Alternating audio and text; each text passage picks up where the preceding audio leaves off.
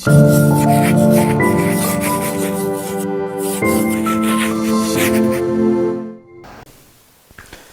Ram खमागणी friends, मैं भूपेंद्र मौर्य एक बार फिर से राय पब्लिकेशन के ऑनलाइन यूट्यूब चैनल पर आपका हार्दिक स्वागत करता हूं। जैसा कि अपन ने प्रीवियस वीडियो में बताया था कि अपन डायमंड सिलेक्शन सीरीज स्टार्ट कर रहे हैं, जो कि अपकमिंग एग्जाम के लिए क्या है, ब्रह्मास्त्र है। ठीक है, इसके अंतर्गत अपन ने जो पहला वीडियो बनाया था उसमें राजस्थान आर्ट एंड कल्चर देखा था, राजस्थान हिस्ट्री क्वेश्चन देखे थे। आज जो अपन देखेंगे वो देखेंगे राजस्थान इंडियन पॉलिटी के क्वेश्चन देखेंगे। तो भारतीय राज्य व्यवस्था के अपन क्वेश्चन देखेंगे जो भी 2021-22 के अंदर जो भी एग्जाम हुए थे, first grade, second grade, third grade या सीईटी जो भी हो गया, इसके अंदर पूछे गए क्वेश्चन है वो स्टार्ट करते हैं। तो क्वेश्चन नंबर पहला देखिए गाइस, अपन पढ़ते हैं। 1919 के अधिनियम 1919 के अधिनियम में भारत में पहली बार किस व्यवस्था की शुरुआत की गई थी? आपको पता है गाइस, 1919 में भारत शासन अधिनियम आया था। ठीक है, जिसको मॉन्टेग्यू चेम्सफोर्ड सुधार भी कहते हैं।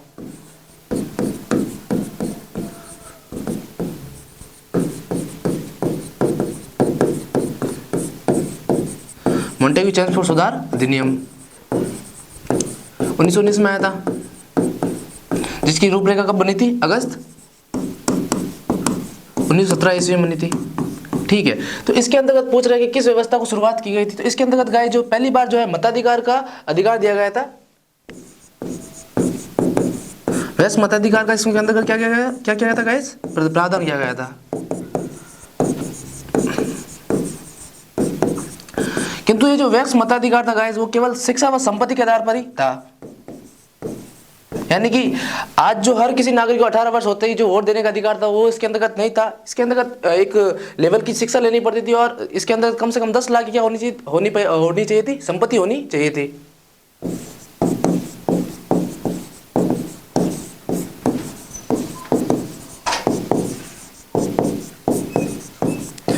तो पहला क्वेश्चन एक बार फिर से पढ़िएगा गाइस। 1919 के अधिनियम में ने भारत में पहली बार किस व्यवस्था की शुरुआत की थी? ऑप्शन नंबर 1 है वयस्क मताधिकार, दूसरा ऑप्शन है संघीय न्यायालय, तीसरा है प्रांतीय स्वायत्तता या प्रत्यक्ष निर्वाचन।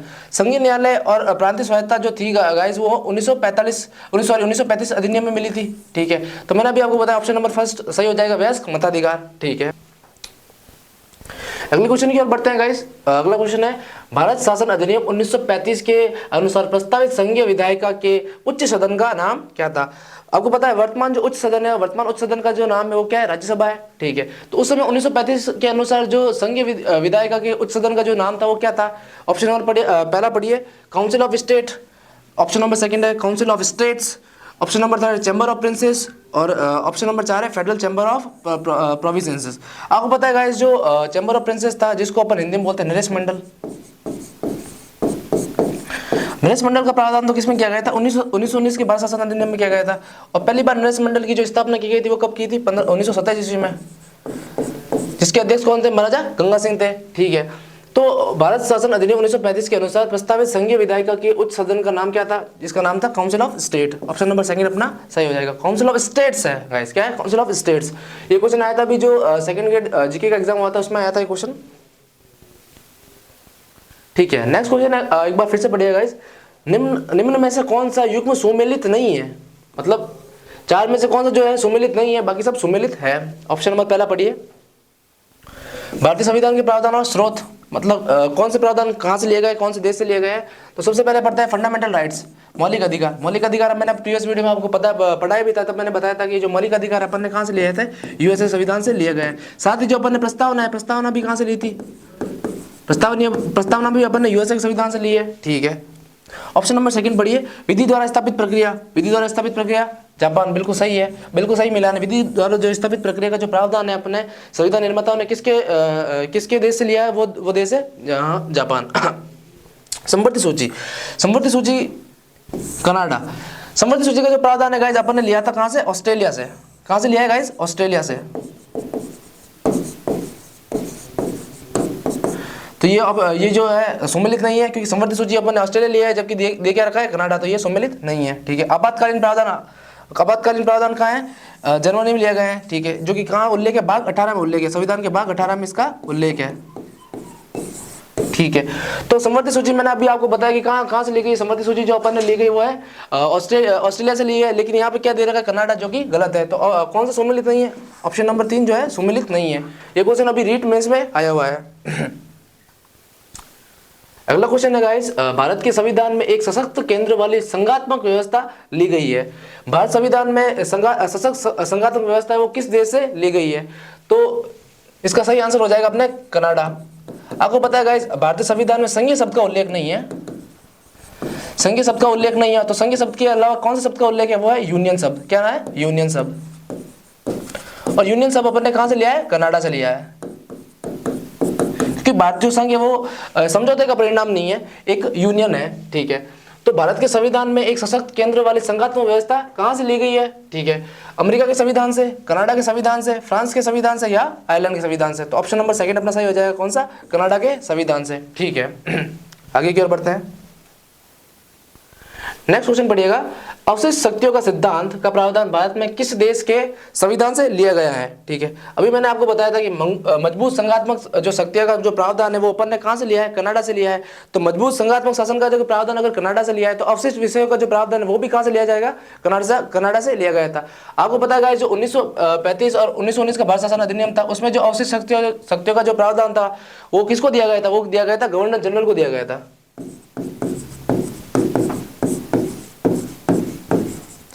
लेकिन जब 1947 में भारत जब आजाद हुआ था तब ये जो अवशिष्ट विषय का जो प्रावधान है वो किसको दिया गया? केंद्र सरकार को दिया गया। और ये अपन ने ये प्रावधान कहां से लिया है? वो लिया है कनाडा से।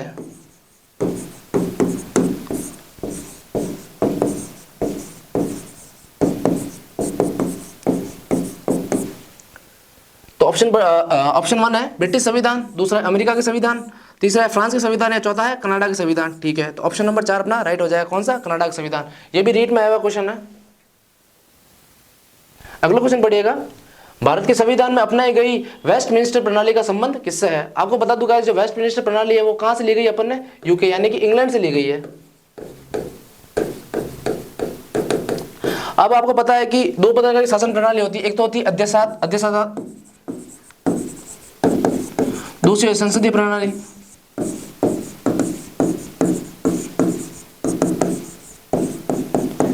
तो भारत के संविधान निर्माताओं ने जो प्रणाली ली है कौन सी? संसदीय प्रणाली। और संसदीय प्रणाली को ही वेस्टमिंस्टर प्रणाली कही जाती है। और ये अपन ने कहां से ली है? इंग्लैंड के संविधान से ली है, ठीक है। तो भारत के संविधान में अपनाई गई वेस्टमिंस्टर प्रणाली का संबंध किससे है? अध्यक्षात्मक प्रणाली, जो कि कहां से है? अपन ने तो नहीं ली है, लेकिन ये यूएसए में अध्यक्षात्मक प्रणाली विद्यमान है, जिसमें जो राष्ट्रपति होता है वही सर्वसर्वा होता है। लेकिन जो भारत होता है उसमें जो सर्वसर्वा होता है वो कौन होता है? प्रधानमंत्री होता है, ठीक है। दूसरा ऑप्शन है संसदीय प्रणाली, तीसरा है गणतंत्र प्रणाली और चौथा है संघ प्रणाली। तो ऑप्शन नंबर सेकंड अपना सही हो जाएगा। कौन सा? संसदीय प्रणाली। कहां से ली गई है गाइस? यूके, ठीक है। अगले स्लाइड की ओर बढ़ते हैं। नेक्स्ट क्वेश्चन है, भारत की संविधान निर्माता सभा के उपाध्यक्ष कौन है? गाइस जब मैंने पहली बार पढ़ा था तो इसको अध्यक्ष पढ़ लिया था, आप इसकी भूल मत कीजिएगा। ये जो उपाध्यक्ष पूछा है, ठीक है। तो संविधान सभा की जो दूसरी बैठक हुई थी वो कब हुई थी? 11 दिसंबर 1946 को हुई थी, ठीक है। इसके अंतर्गत स्थायी अध्यक्ष चुना गया था और अध्यक्ष जो स्थायी अध्यक्ष चुना गया था वो डॉक्टर राजेंद्र प्रसाद को चुना गया था।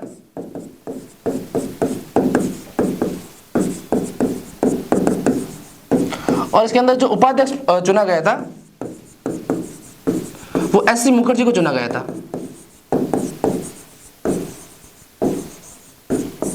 तो अभी से क्वेश्चन बढ़िया गाइस, भारत की संविधान निर्माता सभा के उपाध्यक्ष कौन है? ये जो दूसरी बैठक हुई थी संविधान सभा की 11 दिसंबर 1946 में, इसमें प्रावधान किया गया था कि इसके अध्यक्ष और उपाध्यक्ष कौन बनेंगे। तो अपन को उपाध्यक्ष पूछा है, ऑप्शन बढ़ेगा doctor Rajendra Prasad, KM. Munshi, AN. Sinha या एस.सी. मुखर्जी। मैं फिर कह रहा हूँ गाइस, अध्यक्ष मत पढ़ लेना, इसमें उपाध्यक्ष पूछा है और उपाध्यक्ष कौन थे? एस.सी. मुखर्जी। ऑप्शन नंबर 4 सही हो जाएगा।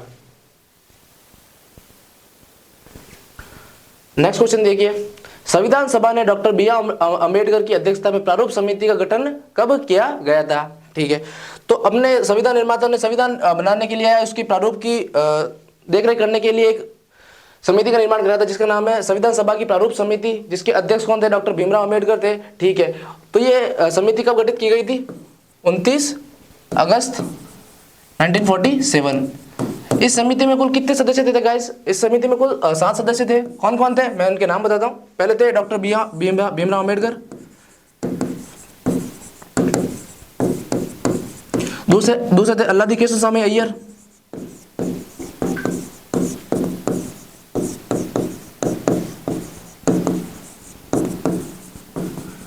तीसरे थे गोपाला स्वामी अयंगर,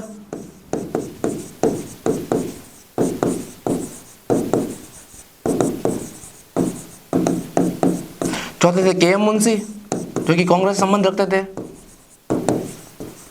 पांचवे थे मोहम्मद सादुल्ला,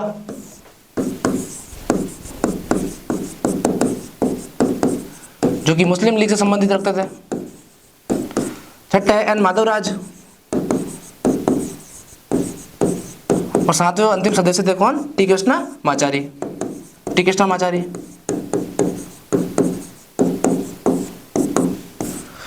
तो क्वेश्चन एक बार फिर से पढ़िएगा, संविधान सभा में डॉक्टर भीमराव अंबेडकर की अध्यक्षता में प्रारूप समिति का गठन कब किया गया था? कब किया गया था गाइस? 29 अगस्त 1947 को किया गया था। इसके अंदर कितने सदस्य थे? 7 सदस्य थे।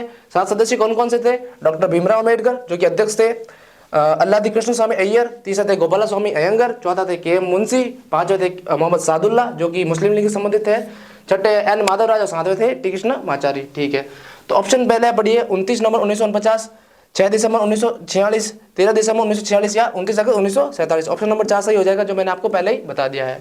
ठीक है, ये भी रीट मेंस में आया हुआ क्वेश्चन है। अगला क्वेश्चन है, भारत की पहली महिला केंद्रीय मंत्री थी। वैसे तो महिला मंत्री पहले भी रह चुके हैं, लेकिन ये पूछ रहा है केंद्रीय मंत्री कौन सी थी। एक बार ये ढंग से पढ़ लेना, मंत्री मत पढ़ लेना, केंद्रीय मंत्री कौन सी थी। तो ये एक फैक्चुअल क्वेश्चन है, और जो भारत की पहली महिला केंद्रीय मंत्री थी वो कौन थी? अमृता कौर थी। ठीक है, ऑप्शन नंबर पहला है विजयलक्ष्मी पंडित, सरोजिनी नायडू, मीरा कुमार या अमृता कौर। ठीक है, अमृता कौर इसका सही आंसर हो जाएगा। अगला क्वेश्चन है, स्वतंत्र भारत के प्रथम विधि मंत्री कौन थे? ठीक है, क्वेश्चन पूछा गया है कि विधि मंत्री कौन थे। ठीक है, डॉक्टर भीमराव अंबेडकर,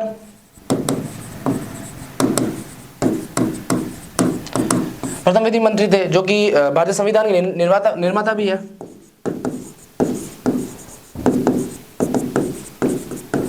और संविधान की प्रारूप समिति क्या भी थे? अध्यक्ष भी थे। ठीक है, तो स्वतंत्र भारत के प्रथम विधि मंत्री कौन थे? ऑप्शन नंबर पहला पढ़िए, मौलाना आजाद, जवाहरलाल नेहरू, डॉक्टर भीमराव अंबेडकर या वल्लभ भाई पटेल। तो ऑप्शन नंबर 3 सही हो जाएगा। कौन से? भारत रत्न डॉक्टर भीमराव अंबेडकर कौन थे? पहले विधि मंत्री थे। ठीक है, अगले क्वेश्चन की प्रस्ताव करते हैं,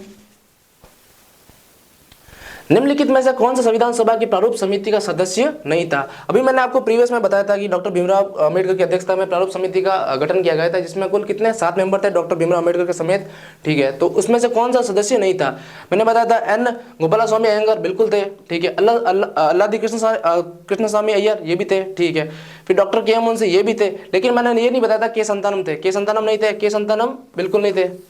तो ऑप्शन नंबर 4 सही हो जाएगा। ठीक है, ये संतानों का जो संबंध है वो भ्रष्टाचार निवारण समिति से संबंधित है, जो कि 1963 में बनी थी।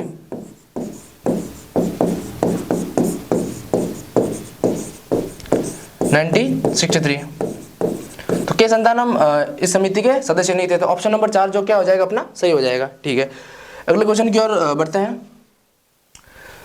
नेक्स्ट क्वेश्चन है, संविधान सभा की महत्वपूर्ण समितियों के बारे में निम्न में से कौन सा कथन गलत है? मतलब कौन सा कथन गलत है संविधान सभा की महत्वपूर्ण समितियों के बारे में? ठीक है, गलत पूछा गया है। ये क्वेश्चन आया अपने second grade GK shift first में आया है। ये क्वेश्चन आया है, सरदार पटेल संघ संविधान समिति के अध्यक्ष थे।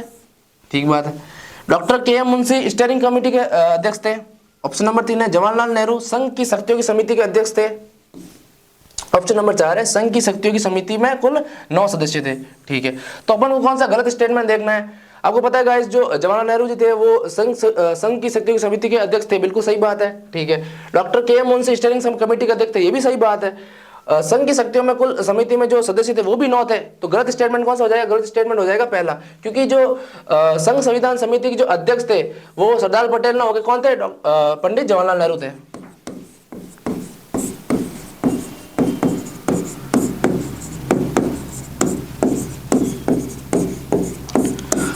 तो सरदार पटेल किस समिति के अध्यक्ष थे? वो थे प्रांतीय संविधान समिति के जो अध्यक्ष थे वो सरदार पटेल थे। तो गलत स्टेटमेंट कौन सा हो जाएगा? पहला।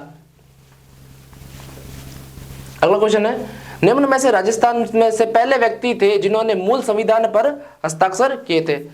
क्वेश्चन ये है कि गाइस की राजस्थान का वह व्यक्ति जिसने संविधान की जो मूल प्रति है इस पे सबसे पहले हस्ताक्षर किसने किए थे? तो आओ ऑप्शन देखते हैं।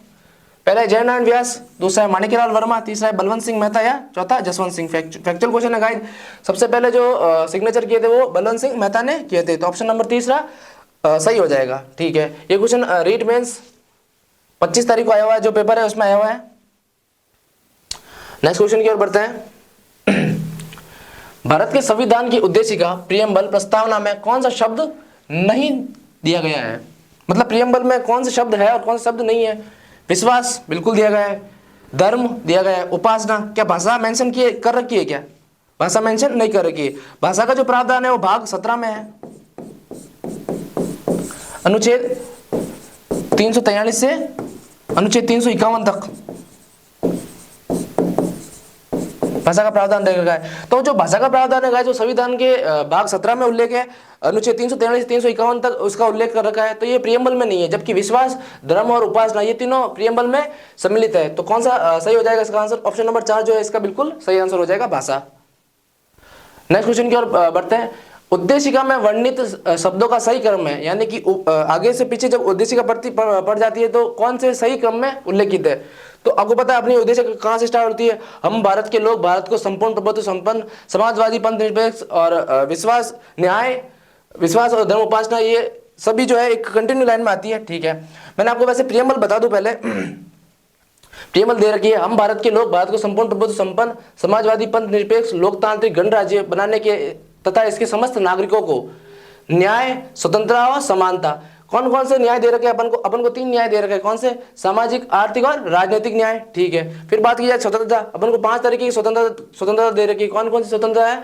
विचार, अभिव्यक्ति, विश्वास, धर्म और उपासना की। ठीक है, समता यानी समानता अपन को 3 दे रखी है। कौन कौन सी है? प्रतिष्ठा और अवसर की समानता। ठीक है, तथा उन सब में व्यक्ति की गरिमा और राष्ट्र की एकता और अखंडता सुनिश्चित करने वाली बंधुता के लिए दृढ़ संकल्प होकर अपनी इस संविधान सभा में आज तारीख 26 जनवरी 1949 को मिति मार्क्सिस्ट शुक्ल सप्तमी संवत 2006 विक्रमी को एतद द्वारा इस संविधान को अंगीकृत, अधिनियमित और आत्मनिर्भर करते हैं। तो ये अपने कौन कौन सीक्वेंस दे रखे हैं? सबसे पहले देखो आपका समाजवादी दे रखा है, फिर पंथ निरपेक्ष और लोकतांत्रिक गणराज्य दे रखा है। ठीक है, उसके बाद अपन को क्या दे रखा है? न्याय दे रखा है। न्याय 3 प्रकार के हैं। ठीक है, स्वतंत्रता दे रखी है, वो है 5 प्रकार की स्वतंत्रता है। समानता दे रखी है उसके बाद, जो कि कितने 2 प्रकार की स्वतंत्रता है। ठीक है, अब क्वेश्चन के ऊपर वापस बढ़ते हैं। उद्देशिका में वर्णित शब्दों का सही क्रम है पंथ निरपेक्ष, न्याय, स्वतंत्रता, राष्ट्र की एकता और अखंडता। मैंने बताया था गाइस, पंथ निरपेक्षता, न्याय, स्वतंत्रता, समानता, राष्ट्र की एकता और अखंडता तीनों ही एक ही मतलब जो 4-5 जो है एक ही सीक्वेंस में है। तो सही आंसर कौन सा हो जाएगा? फर्स्ट ऑप्शन का सही आंसर हो जाएगा। फिर जो सेकंड पढ़ते हैं इसमें न्याय पहले आ जाता है, जो कि गलत है क्योंकि पंथ निरपेक्ष सबसे पहले आता है। तीसरा ऑप्शन है स्वतंत्रता पहले नहीं है, स्वतंत्रता जो है अपने 3-4 नंबर पर है। ठीक है, फिर बात की जाती है पंथ निरपेक्षता तो सही है यहाँ पर, लेकिन इसके बाद न्याय आना चाहिए, जबकि यहाँ पर क्या दे दिया? स्वतंत्रता दे दिया। तो अपना कौन सा सही हो जाएगा? ऑप्शन नंबर पहला सही हो जाएगा। ठीक है, यहाँ पे गाइस मैंने आपको प्रियम्बल भी बता दिया। ये प्रियम्बल आप अच्छे से पढ़ लेना, प्रियम्बल से काफी क्वेश्चन आते रहते हैं। अगला क्वेश्चन है, भारत के संविधान की उद्देशिका की कौन सी विशेषता निर्वाचित राष्ट्रपति द्वारा रेखांकित की जाती है? आपको पता है गाइस, जो भारत का जो राष्ट्रपति है वो जनता द्वारा अप्रत्यक्ष रूप से चुना जाता है।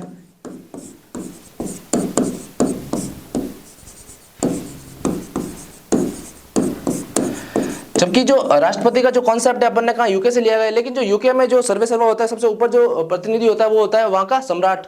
ठीक है, जो कि वंशानुगत होता है। जबकि भारत का जो राष्ट्रपति होता है वो जनता द्वारा अप्रत्यक्ष रूप से चुना जाता है, जिसका उल्लेख भारतीय संविधान में गणराज्य शब्द के रूप में उल्लेखित किया गया है। जिसके आधार पर भारत का जो राष्ट्रपति है वो वंशानुगत आधार पर न होकर जनता द्वारा अप्रत्यक्ष रूप से क्या किया जाएगा? चुना जाएगा। ठीक है, तो क्वेश्चन एक बार फिर से पढ़िए। भारत के संविधान की उद्देशिका की कौन सी विशेषता निर्वाचित राष्ट्रपति द्वारा रेखांकित की जाती है? ठीक है, कौन सी विशेषता है? गणराज्य।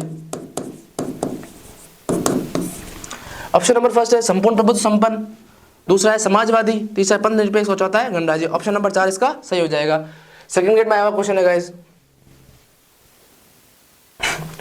भारत के संविधान के उद्देश्य में वर्णित शब्दों का सही अनुक्रम बताइए। मैंने आपको पहले ही जब बताया था, इसके अंतर्गत पंथ निरपेक्षता, न्याय, स्वतंत्रता और समानता, एकता, अखंडता और बंधुता, ये जो है सीक्वेंस में ये जो शब्द दे रखे हैं 5-6, ये इसी सीक्वेंस में जो मैंने आपको प्रियम्बल अभी बताई थोड़ी देर पहले, ये रही प्रियम्बल में मैंने आपको सीक्वेंस बताया भी था। फिर से एक क्वेश्चन प्रियम्बल पे आ चुका है, वो क्या है? भारत के संविधान की उद्देशिका में वर्णित शब्दों का सही अनुक्रम है। ठीक है, क्या क्या सबसे पहले आएगी क्या? न्याय। फिर आएगी क्या? न्याय कितने टाइप की है? 3 टाइप की न्याय है। फिर है स्वतंत्रता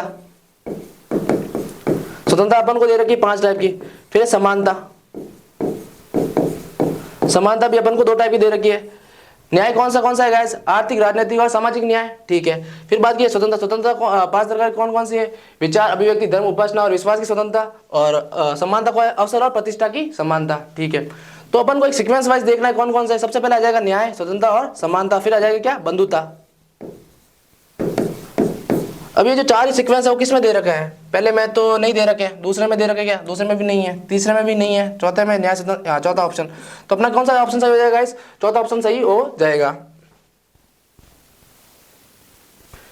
अगला क्वेश्चन पढ़िए। भारत के संविधान की प्रस्तावना में कौन सी विशेषता नहीं है? क्या पूछा है? नहीं है। पंथ निरपेक्षता, मैंने आपको बताया था। 42 संविधान संशोधन 1976 के माध्यम से पंथ निरपेक्षता जोड़ा गया था। संघीय शासन है या नहीं है? अभी आपको बताना। राजनीतिक न्याय, मैंने बताया न्याय तीन प्रकार के दे रखे हैं, न्याय, स्वतंत्रता और समानता, तो न्याय है।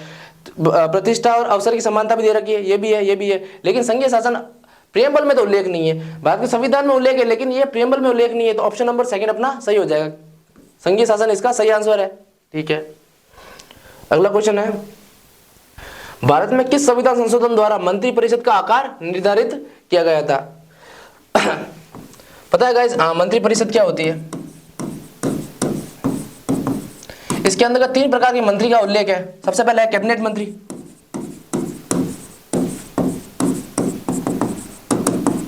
दूसरा है राज्य मंत्री और तीसरा है उप मंत्री। जबकि मंत्रिमंडल में केवल कैबिनेट मंत्री शामिल होते हैं। तो क्वेश्चन ये है कि भारत में किस संविधान संशोधन द्वारा मंत्री परिषद का आकार निर्धारित किया गया था?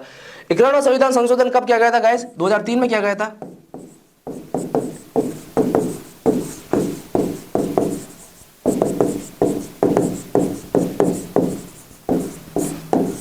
तो 51वां संविधान संशोधन जब 2003 किया गया था, तो जो मंत्री परिषद की जो आकार होगी वो कुल संसद सदस्यों की संख्या का कितना? मात्र 15% ही होना चाहिए, इससे ज्यादा नहीं होना चाहिए, 15% से ज्यादा नहीं होना चाहिए। और ये कौन सा संविधान संशोधन में उल्लेख किया गया है? 51वां संविधान संशोधन। और ये कब किया गया है? 2003 में किया गया है, ठीक है।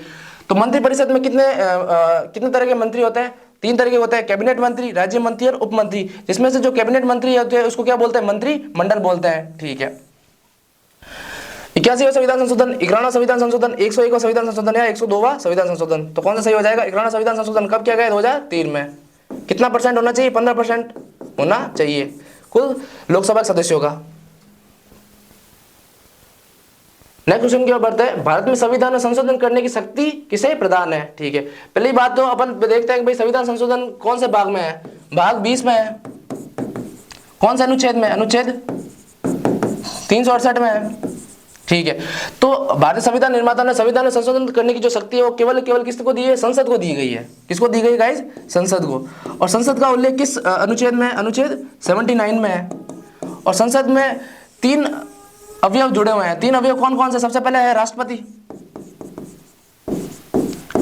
दूसरा है लोकसभा और तीसरा है राज्यसभा। तो संविधान संशोधन का उल्लेख किसमें किया गया? भाग 20 में किया गया है। कौन से अनुच्छेद में किया गया? 368 अनुच्छेद में किया गया है, ठीक है। तो संविधान संशोधन की शक्ति किसमें? संसद। और संसद का उल्लेख किस अनुच्छेद में किया गया है? 79 अनुच्छेद में किया गया है।